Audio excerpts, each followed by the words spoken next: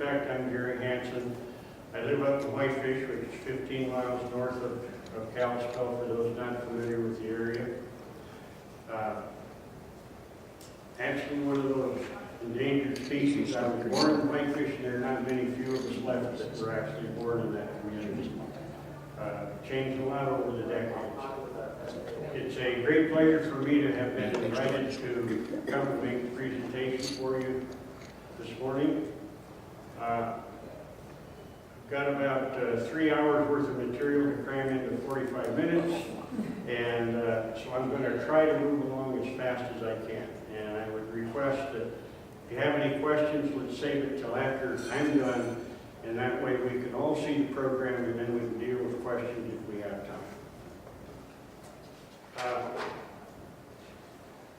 First thing that anyone ought to do when they're rock collecting, and you probably all understand this, get some good maps. And this is a relief map of the state of Montana, which is a huge state. Highway 2 starts on the left and out of Idaho and enters North Dakota 666 miles further to the east. That's a long drive.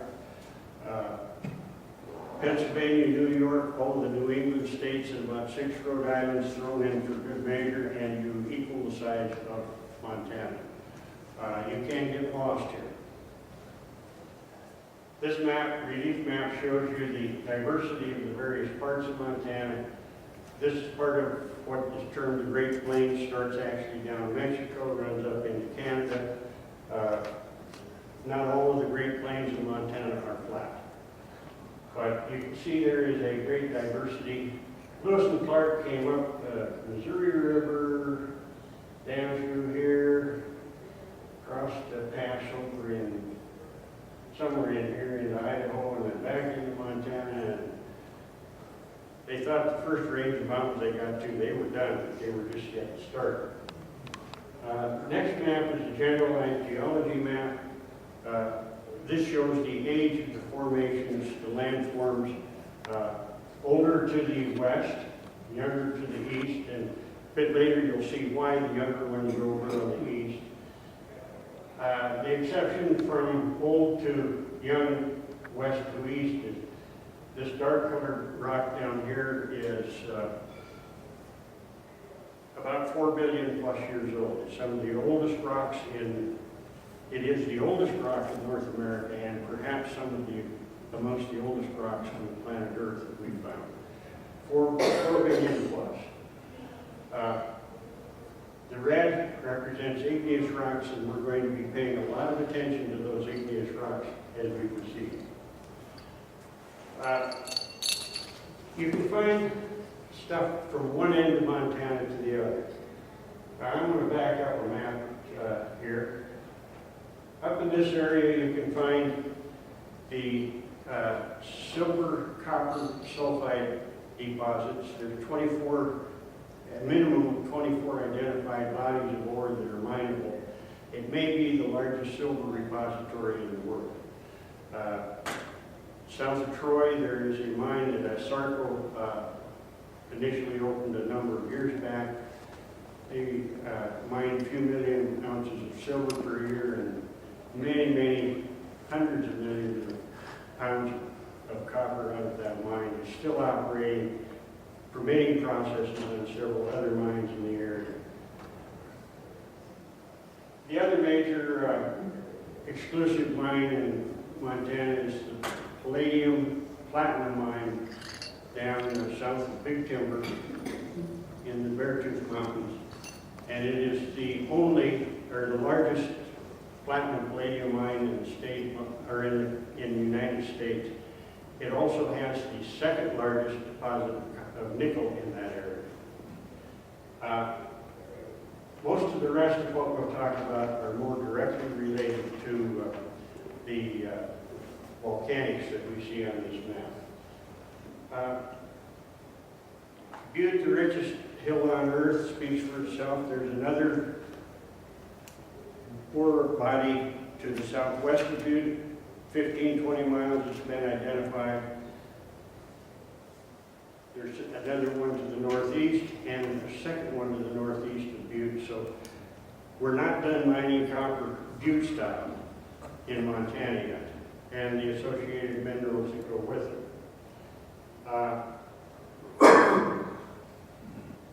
Down here where Lemhi Pass is, west of Dillon, drops over into the Salmon River drainage, are rare earths. Right now, the United States buys its rare earths from China. They're starting to evaluate, can we actually open some mines here? We know the minerals are there. We'd rather not depend on rare earths from China to keep our cell phones and everything else running. Of course, we all know that Montana has fossil fuels from one end to the other: coal, gas, oil, gold everywhere. Not much being mined right now, but there's lots of gold that's still in the ground. Many years ago, I read in a 1950s vintage rock hunting book that there's topaz to be found in Roy, Montana. Anybody know where Roy is? North of Lewistown. Lewistown is the geographic center of the state of Montana. Roy is a little burg up north. I spent decades searching the literature for the topaz in Roy, and I did not find it. But I found in the North Moccasin Mountains, west of Troy, in the West Kendall gold mine, deep underground, they actually hit a vein of massive topaz. And some of it was gem quality. I'd love to have a chunk of it. Nobody seems to know where the last piece went. Since then, that whole area has been open pit gold mine, so who knows what happened to the topaz. Also topaz at Strawberry Butte, which is a little bit southeast of Clancy, which is a little bit southeast of Helena. So on Forest Service land, and you can identify Strawberry Butte on a map. You have to park on the main road, take a hike up to a lookout up top, and that's near the top is where you find the rhyolite topaz. There are diamonds in Montana, darn few diamonds. The last diamond that was found by a lady out jogging near Craig, Montana, which is between southwest of Great Falls on the way to Helena. And she sees this little yellow pebble down there, and she fortuitously picked it up. Stuck it in her purse, forgot about it for a couple of weeks. Turned out it was a 14-karat light yellow gold, or light yellow diamond. Wow. The word spread from mouth to mouth to Alexander Acabito, who is antiques and art aficionado in New York City. He's got a big gallery there, making big bucks. So he came out to Montana and he says, "I'd like to buy it." He paid her $80,000 for it. Wow. And he acknowledged when he paid $80,000 for it that it probably was 4 times its actual true market value. And he said, "This is unique. There's only one like this in Montana, and it will never be cut. Because if it's cut, it becomes just another yellow diamond." Yeah. So he named it the Lewis and Clark diamond after the county it was found in. And I had hoped to get a picture of it. I've tried all year long to get a picture of that diamond. I can't do it. But anyway, that's the largest diamond. Right now they're exploring. They found some diatribes. They found little microscopic diamonds, but nothing that's going to be a mineable diamond field yet. Wyoming has diamonds. Alberta has, or Canada has diamonds. We may. Garnets in the Alder City vicinity. The gravels on Alder Creek have about 5% of their volume is garnet. Just south of there, Ruby Reservoir. As the water goes down, you can find garnets out of the gravel where the water has dropped and washed out the gravel. There's also garnets over in the Sweetwater, which is kind of south of Ruby Reservoir, and to the west, the road, Sweetwater Road swings around to Dillon. There's garnet mines towards the road, garnet mines over that way. corundum, also in the Sweetwater Road vicinity. It's kind of a bluish corundum, and it's on private land, and been a lot of controversy, people trespassing on the farmer's land, and he has been known to come out and say, I got a gun in my vehicle, and if I need to, I will go get it. You will get off my land. So even though it's there, inaccessible. But we do have corundum, not star corundum. This was found on a gold mining tailing pile in Mulder. It's about 1.25 inches across. It's a very nice specimen of corundum. Corundum, by the way, is aluminum oxide, identical to sapphire. It's just not quite gem quality. Darn it. That was a gem quality, I would be retired. Well, I'd be wealthy and retired.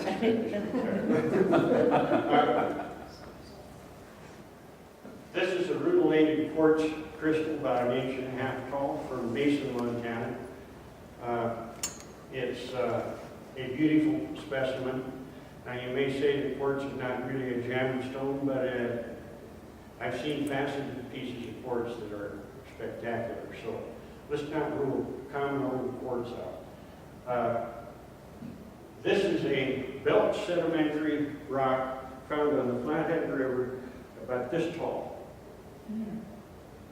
And I spotted, it was wet fortunately, I spotted the little pink things, and I believe they're garnets. It is, in my estimation, one of the most beautiful rocks I've ever found.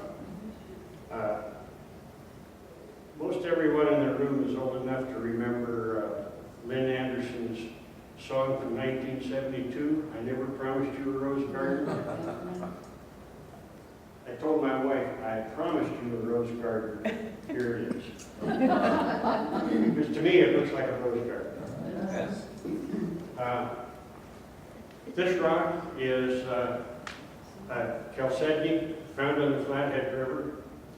There's green chalcedony in the Flathead as a derivative of the Purcell lavas, which there is a lava field in Glacier Park in the vicinity of Granite Park Chalet. There is absolutely no granite where Granite Park sits, but there is Purcell lavas. The lavas were extruded underwater. There was a lot of green chalcedony that eventually followed. Eroded out. I found this one outside Glacier Park, right at the southwestern tip, where Middle Fork and North Fork River join. And you will not believe it. This rock is that big, the size of a pea.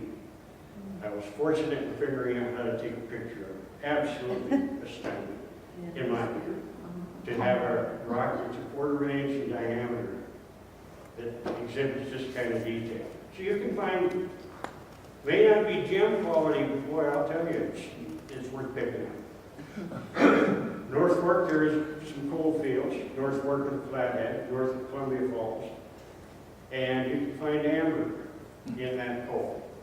I took a chunk of coal home about this big, sat in the back porch, the water evaporated out of it, it crumbled, went to clean up the mess, and guess what I found?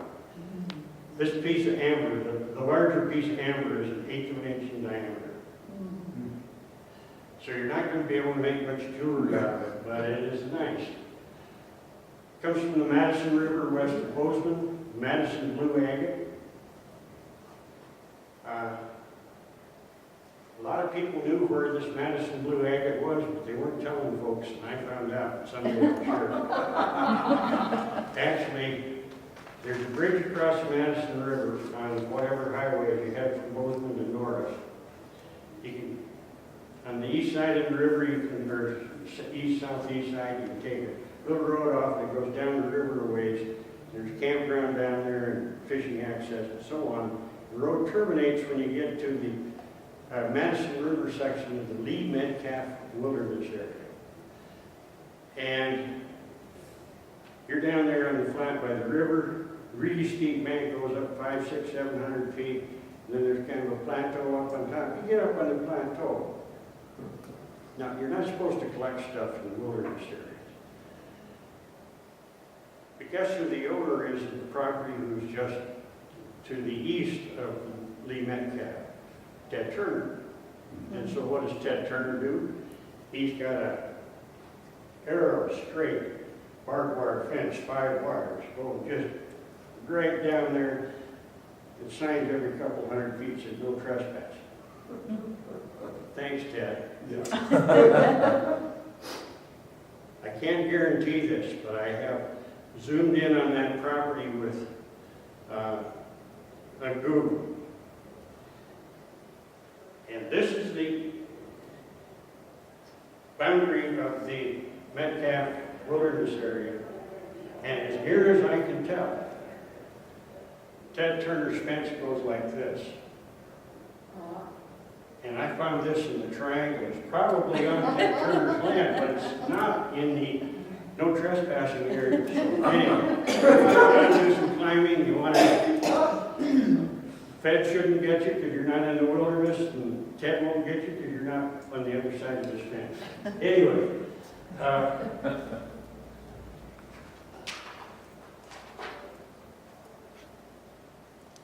this is an agate that I found on the Yak River, which is up in the very northwest corner of Montana, where people say there are no agates, but there are agates. You can actually, I'm not going to cut this because it might bring out some of the detail if I did or polish it.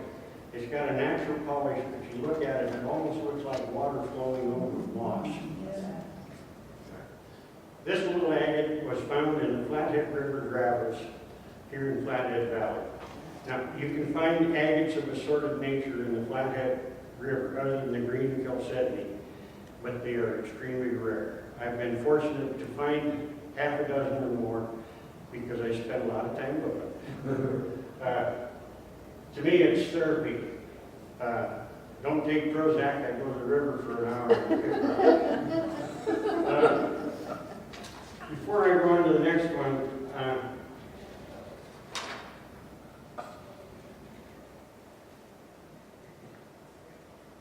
since we're talking agates, agate is one of the 2 state gemstones. But when Montana talks about agate as a gemstone, they're basically talking about Yellowstone agates. So we're going to briefly talk about Yellowstone agates. You can find Yellowstone agates from the confluence of the Yellowstone River with the Missouri just on the North Dakota side of the border. 650 miles clear down to Gardner, which is just north of Yellowstone Park. The best agate finding, though, is not down toward Gardner. It's more east of Billings. And I've only been down there one time to specifically look for agates, and that was about 4 or 5 years ago. We went to Terry, which is located right up here. Had some friends in that house there that we could stay in. And they took us out on a couple of gravel bars on the Yellowstone River. This was in May before the water came up. You can't find anything when the water's up, so it's either early in the spring or later in the summer. I found this rock. And the lady that we were staying with said, that's worthless, throw it back. And I said, I don't think so. Well, beauty is in the method of presentation. And I was fortunate to figure out how to present this property. And so I'm Googling Yellowstone agates on Google. And Google will go to people's websites and they'll snatch pictures off, and then if you Google them, they'll have all these pictures.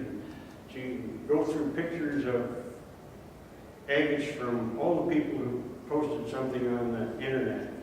And I see this picture there and I'm saying, wow, I didn't know that was going to happen. But I think it was worth taking home, don't you? Yes. Now, I don't have a picture of my own of a moss agate, which is the traditional expected Yellowstone agate. So I borrowed one picture from Tom Harmon's book. He wrote a nice book, about 50, 60 pages. The river runs north. And this is one of his agates that he has sliced. It's very attractive. Some of them show landscapes, trees. One friend of mine has one that he swears has got a picture of a buffalo on it. If your imagination says so, I will accept that. Anyway, Tom Harmon's got a rock shop up at Crane, Montana, which is north of Glendale. If anyone wants to take a 600-mile drive to get there. Before we go on to the other gemstone in Montana, I want to explain briefly how and why we got all this good stuff in Montana. About 200 million years ago plus, all of the continents on the planet Earth had congregated, plate tectonics had all floated together and formed the supercontinent Pangaea. And Montana was somewhere in this, who knows where, in this. And again, this is just a graphic representation. Nobody had a satellite photo 200 million years ago. But that continent began to break up. And before I go to the next slide, I want to describe something that had happened 1.5 billion years ago in northwest Montana, well before Pangaea formed. 1.5 billion years ago, in what now we call Montana, there was a range of mountains here, somewhere east of where the Rocky Mountains are today. And they eroded and dumped a whole bunch of sediments into, probably at that time, it was maybe an inland sea, it might have been the actual ocean, but they were dumping sediments year after year after year, kind of like what goes down the Mississippi River through New Orleans and into the Gulf of Mexico. 1.5 billion years from now, there may be a body of rock that's similar to the belt formation, the belt supergroup of sedimentary rocks that resides in northwest Montana. When Pangaea broke up, part of that belt sedimentary material that was maybe 50,000 feet deep split off, and you'll never guess where it went. It went to Siberia. So part of the ancient 1.5-billion-year-old belt sedimentary rocks that were maybe located up in here went over there to Siberia, and they call it the Hudzu or something like that formation. On the Flathead River, I found a little pebble about 1 inch long, and as the sediment is deposited in the water, oftentimes it trickles down and deposits on a slope. And then something, it might even be so minor as a fish swimming by or a shark, or one of them ugly monsters from millions of years ago, disturbs that, and this thin layer slips and slides, crumbles, and falls down to the very bottom, and it's just a jumbled mess. And I suspect that's what this happened, because this was a thin layer of sediments that slid down a slope, jumbled up, more stuff came in, squeezed it, and the pressure and heat turned it into a rock, and that rock now is in my possession 1 billion plus years later, and it's actually hard enough that I think you could slice it and make a really nice cap on it. So people say there's nothing to collect in the Flathead River. Lots of stuff to collect in the Flathead River. 1.5 billion years old, you get bragging rights with that. How big is I got that? the oldest gemstone in the state. This is a representation of where the belt sedimentary rocks extend today. They're called belt because way over this direction, somewhere, is a town of Belt, and there's a mountain that comes up. It's got a layer, probably 6 feet, 10 feet, 12 feet, just a band that goes across, and it looks like a belt. And that's where the term belt came from. Same formation with Canadian borders called Purcell Formation. Canadians got all kinds of strange ideas. But I like it, my mother was one. We're going to go quickly through a progression starting 200 million years ago and ending about 60 million years ago. This is what, after the Pangea supercontinent broke up, this is kind of what things look like they think. This is an artistic rendering. Montana sits over here, had a little water frontage. You'll notice this chain of islands out here.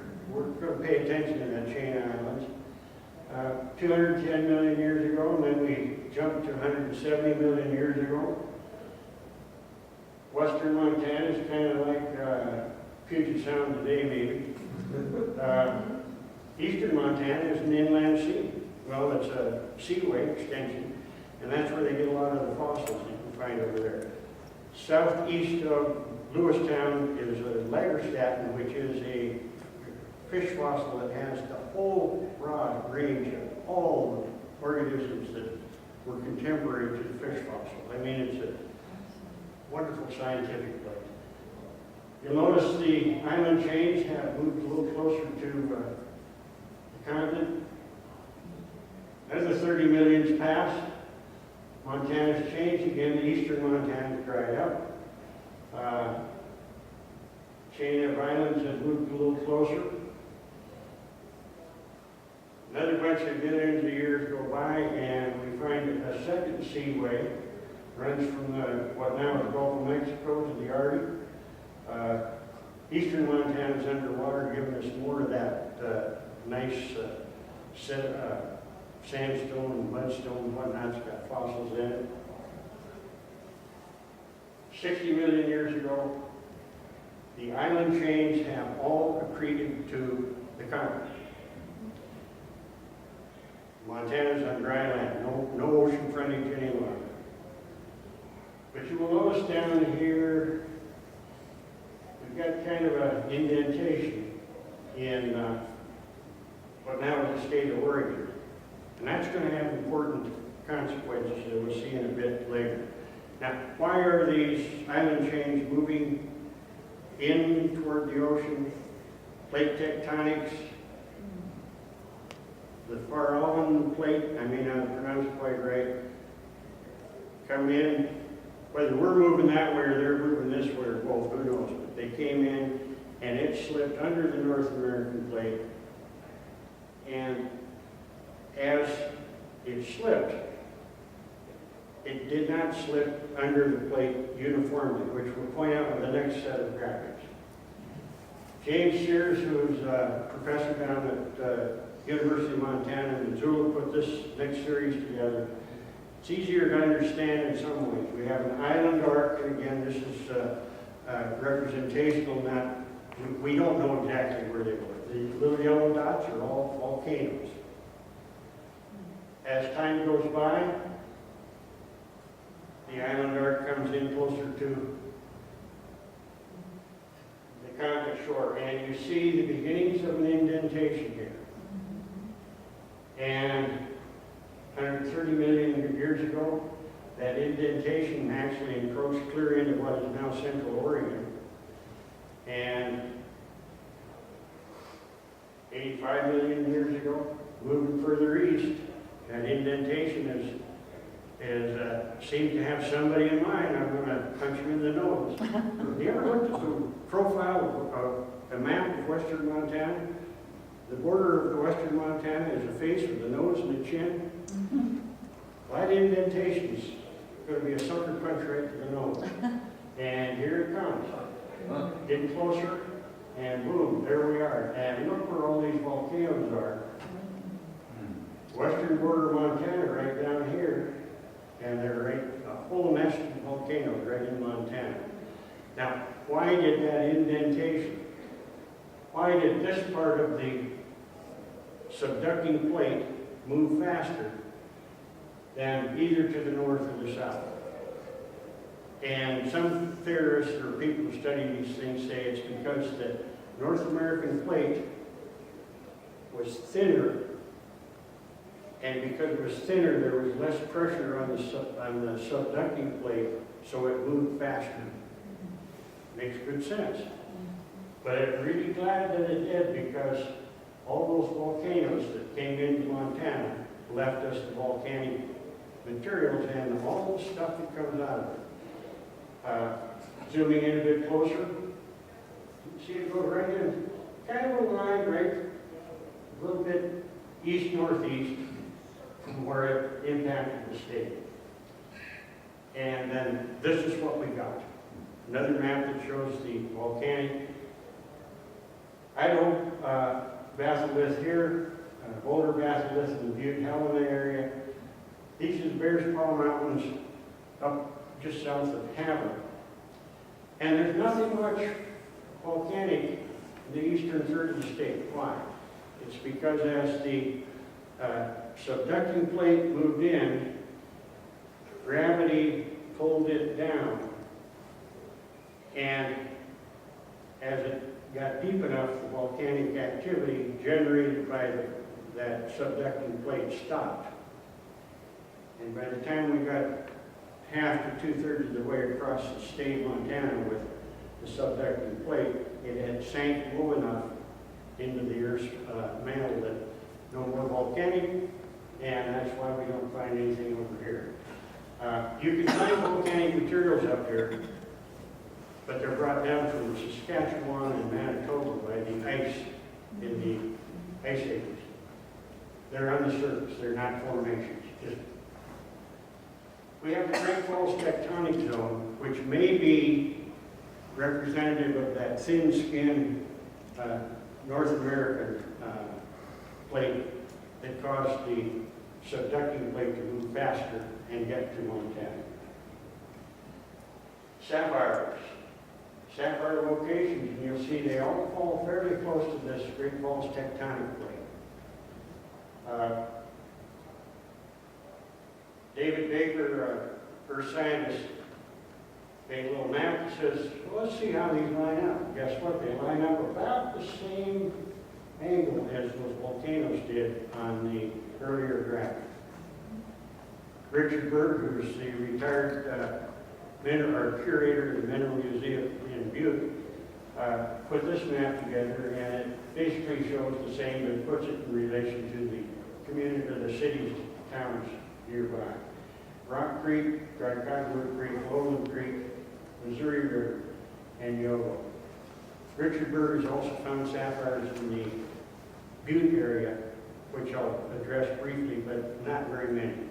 If you're going to go out and hunt sapphires, go to one of these places, don't go to Butte. The other reason not to go to Butte, but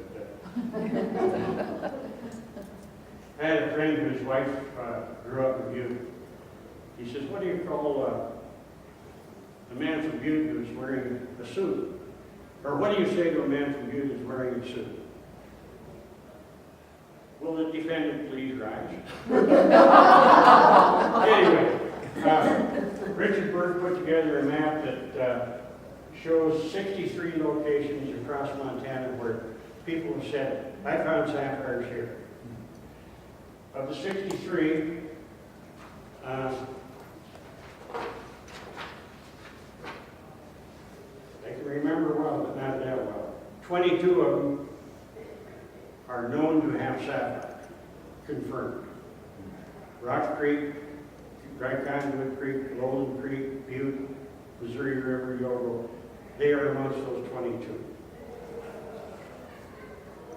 There's another 5 that are probable, and Richard Berg is judging the probability on what are the nearby geologic formations from which these sapphires may have been derived. There's 13 that are possible, and there are 16 that are unlikely, and 1 that he said, no way in hell. So, well, he didn't say that, but you get the point. I have a few sapphires I've collected over the years. These are my personal collection. The ones on the left are from Missouri River. The ones in the center are from Rock Creek. The ones on the right are from Yellowstone. Now, you're familiar with sapphires, if you've got a Yogo sapphire, it's worth a whole lot more money than a comparably sized Rock Creek sapphire. So you look at this picture and you say, oh, boy, this guy's got a lot of Yogos. He's doing something. No. I've got a lot of Missouri River sapphires because my dad and I bought about 200 pounds of gravel in bags, took home and sorted out sapphire. I have very few Rock Creek sapphires because I was only there once and I bought 1 5-gallon bucket of gravel to sort sapphires out. Great fun, but I wasn't going to spend any more money on another bucket. So that's why there's very few in the center. You'll notice the coloration is about the same. The Yogos, I got a whole bunch of them. They're junk. They're what? They are legitimate. I swear they're truly Yogo sapphire. They're junk because they are a 32nd to a 16th of an inch thick. They're too thin to do anything with. And that's a problem with the Yogo sapphire. Most of the other sapphires are chunky, they're rounded. The Yogo sapphires seem to be thin plates, although there are some very nicely sized ones. But you get a real feel for the differentiation in color from sapphire field to sapphire field. Richard Bird put together a map that shows the Rock Creek sapphire areas that have been mined. Now on the streams that have not been, like the upper part of this stream, has not been mined, so he didn't color it in on his map. There may be sapphires up there, probably. It's just nobody dug there yet with a formal mine. The Gem Mountain pay dig is located down here. Phillipsburg is up this way, a little bit to the north and the east. The time I went to Rock Creek, paid for my bucket of gravel, this is the operation they've got. And these blue metal things are troughs of water. They'll sell you a bucket of gravel. They'll supply you with a square box with screen in it. You dump some gravel in. You wash the fine stuff out. And kind of a rocking, swirling motion to let the water do the work, and the water will sort the sapphires out from the gravel. Here's the folks that are actually doing that. Now, I've often wondered how many times did they pull the box up and they spotted gravel, and they reached up and grabbed it and dropped it in the muddy water. I think at the end of the year, the people who own this operation drain the water, and they go through the mud and they find all kinds of good stuff. But anyway, you can see they're all out there diligently working at working the gravel. Once you get it done to where you got it, where you think you're ready to go. When I was there, they may have changed it since, I don't know. They gave us a piece of kind of foam pad. But the foam pad fit snugly in the box. We flipped it over, put it on the table, took the box away, and the motion that we used, because sapphires are much heavier than the gravel, the motion we used, the sapphires all went to the center and to the bottom of the gravel. We flipped it over, they're in the center, and they're on top. And then we could have fun picking them up. You got to be careful, because if you're sloppy with your motion, then you might miss some. But I found enough to make me happy. A friend of mine gave me some sapphires he found at the Rock Creek vicinity, not at the pay dig. He found these elsewhere in the Rock Creek sapphire field. And I was fortunate to get a pretty good picture of these sapphires. These are not heat treated. This is the natural color when you take a good picture of the natural color. And you can see lots of variety. Now, blue seems to be the color that everybody really likes, and for a long time nobody would buy a colored sapphire. Even heat treated, these sapphires were heat treated, you get a steely blue, and this may be a natural blue from that sapphire.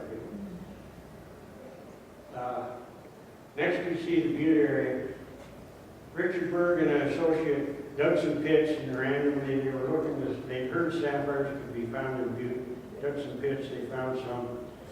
Dry Cottonwood Creek up here, Golden Creek on the other side of the Continental Divide. And these are the sapphires they found in the Butte area. Most of them are clear, and the colors when they aren't colored are pretty pastel. I like the lavender, but it's pastel compared to the Rock Creek sapphires. Dry Cottonwood Creek, again, quite a few clear or whitish colored, and the coloration is pastel. And Lowland Creek likewise. Not much color, they're not very exciting. And that may be why people don't go to Lowland Creek. You'll make a 600-mile trip to go to Lowland Creek to dig sapphire. Next we see in the, just northeast of Helena on the Missouri River, a whole host of sapphire bars. Helena Gem and Mineral Society has some claims over, I believe, in this area, and they, if you really want to go over there with them when they have one of their excursions, go to Helena, pay $10 or whatever it is, their annual membership, and then you're entitled to go on their claim. You may have to go by boat. I'm not sure if you can drive to that even in today's world. Sapphires I have came, I believe, from the French bar, which was had a different name. I want to say it was Castles or something historically, but Sapphire or Spokane Bar and French Bar, I believe, both offer paid days where you buy gravel and sort on site or take it home. Spokane Bar sapphires, the dark colored pebbles are garnets. Again, you see a variety of coloration on them, similar to the Rock Creek sapphire. These are my Rock Creek sapphires, and I gave you this shot just so you can see the different coloration thing. The quality of this photograph is not nearly as good as the quality of the photograph I took from my friend's sapphires from Rock Creek. I learned a bit. It took me about 10 years to learn that much. I know now how to take better pictures. We're running out of time. Yeah. Okay. We'll kind of end. Can I have 5 minutes? 2 minutes? 2 minutes. 2 minutes. These are heat-treated sapphires from somewhere in Montana, don't know where. We're going to go over Yogo sapphires, or cornflower blue. I always wonder what's cornflower. 1 carat sapphire and a bachelor bud. And they came from the Yogo dike. Everybody who mined the main dike went bankrupt. There's a vortex mine and a little tiny dike on the side, or excuse me, this is a chunk of the ore from the main dike, and it's got a sapphire up here that is really nice. And no, I'm not going to take it out of this matrix and get it past. The mine at the Yogo underground, we went in the portal here, down 300 feet on a slope. There's two veins in the mine. Only the one on the right is mineable because it's been altered by acid and water and so on. Same amount of sapphires over in the other one, but they no way to recover. They shot at the ceiling, they blast the mineable vein out with high pressure water, stuff falls on the floor, scoop it up, take it out, eventually run it through a trommel, and it ends up in a jig. And this gal you see here pulling sapphires out of the jig is the same person who was running the big envelope. She's one of the miners. Amos, the guy with the tie-dye shirt, one of the other miners at Geological. And neat people. They didn't look like miners to me. $45,000 worth of about a week's worth of sapphire. After I was there, The mine was traded for a gold mine in Alaska. The new owner is showing some of the sapphires he's found, and unfortunately, about a year and a half, 2 years after he bought the mine, he was killed in a mining accident. 2 Yogo sapphires that size I don't know, but it tells you the color. And I call these Yogo sapphire blue flowers, and these are fast button blue sapphires. Anyway, that sums it up, and I wasn't too much of a fan. Thank you very much for having me.